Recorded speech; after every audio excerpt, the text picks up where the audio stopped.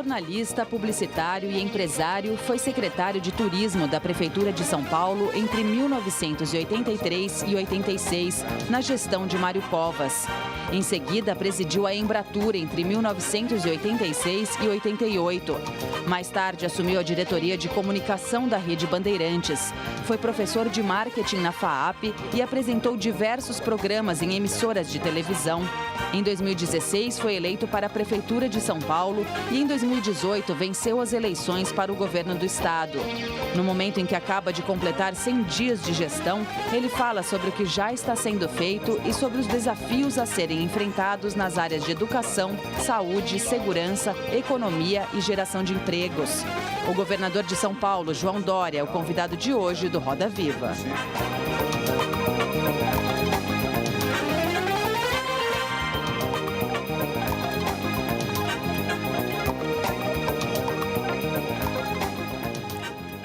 Bem-vindos ao Roda Viva, o mais tradicional programa de entrevistas da TV brasileira.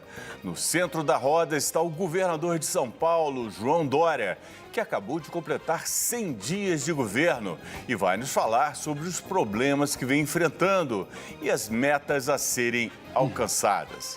Estamos no ar em todo o país pela TV Cultura, pelas emissoras afiliadas, pelo nosso canal no YouTube e pela nossa página no Facebook, também no nosso perfil do Twitter.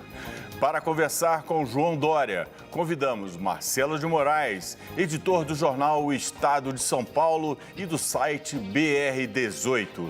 César Felício, editor de política do jornal Valor Econômico. Joana Cunha, editora da coluna de negócios Painel SA do jornal Folha de São Paulo. Thaís Herédia, comentarista da Rádio Bandeirantes. Germano Oliveira, editor de política da revista Isto É.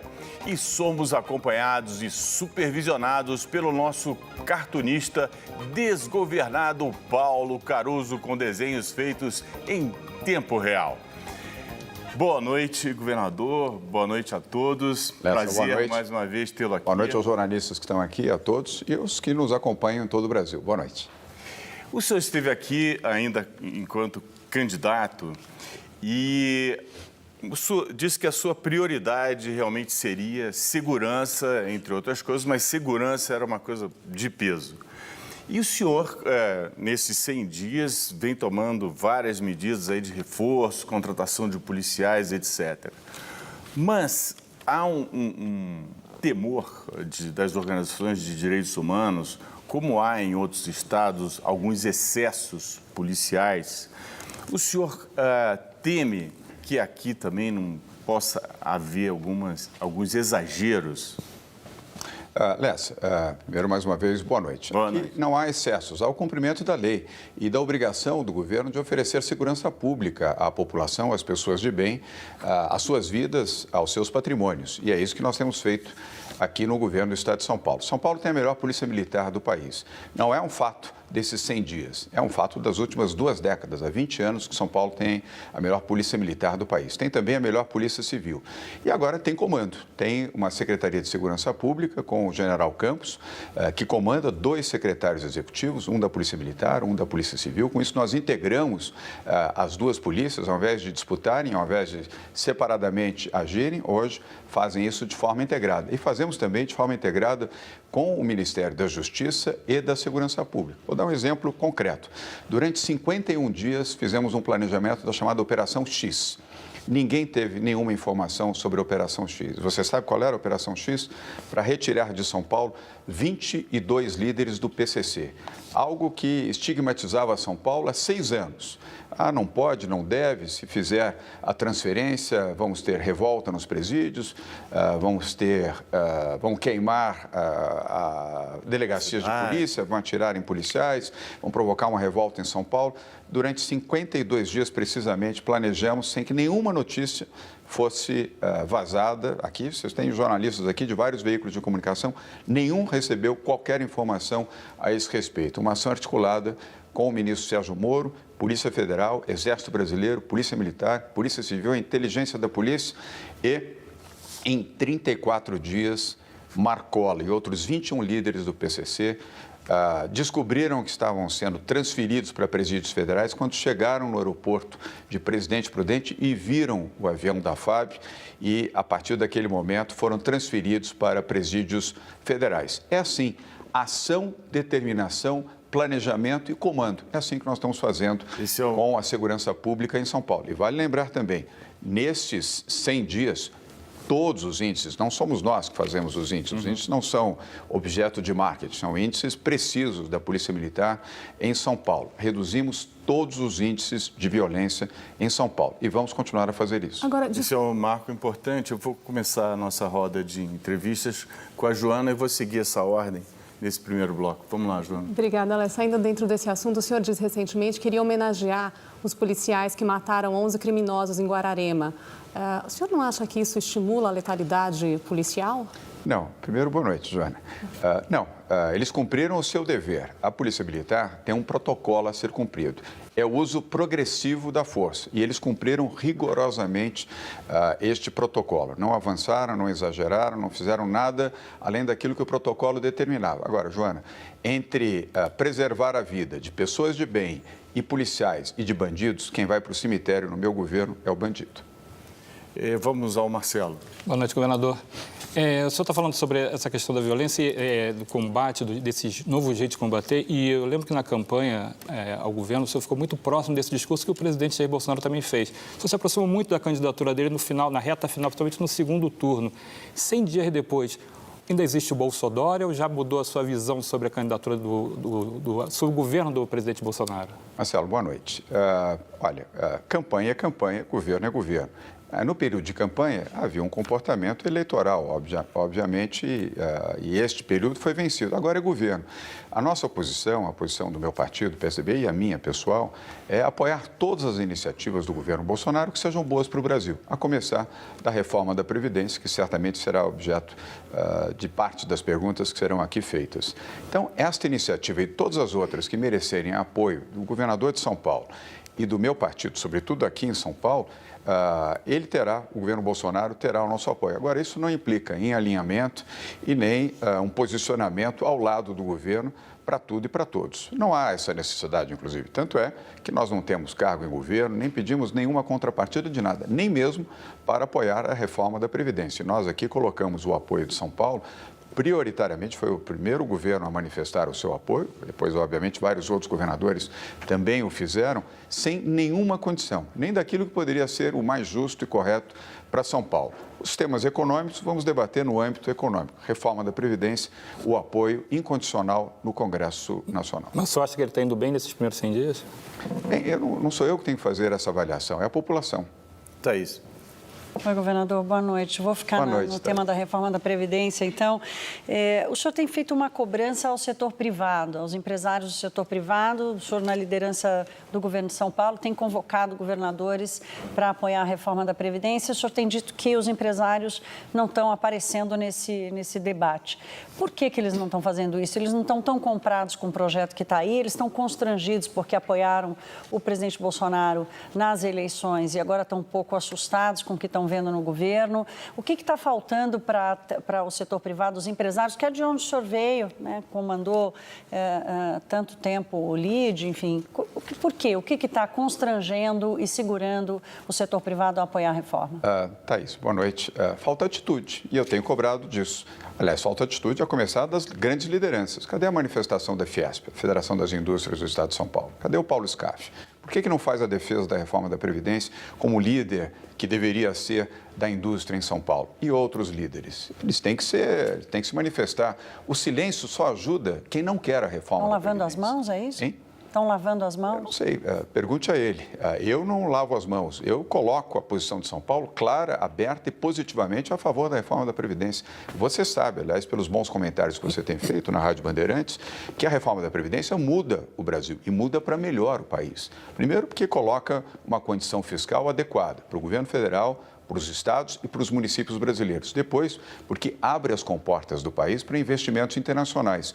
E investimentos que vão se traduzir em empregos, renda e oportunidade para, finalmente, o país retomar de maneira consistente e acelerada o crescimento. Como é que os empresários, ou pelo menos as lideranças empresariais, silenciam diante disso? Ou vão esperar que partidos de esquerda, que combatem o governo Bolsonaro, que não querem a reforma da Previdência, vão fazer? Mas o que eles falam para o senhor? Por que eles não estão comprando essa briga? Eu não sei, pergunte a eles. Eu comprei a causa da Previdência, acho que os brasileiros de bem também.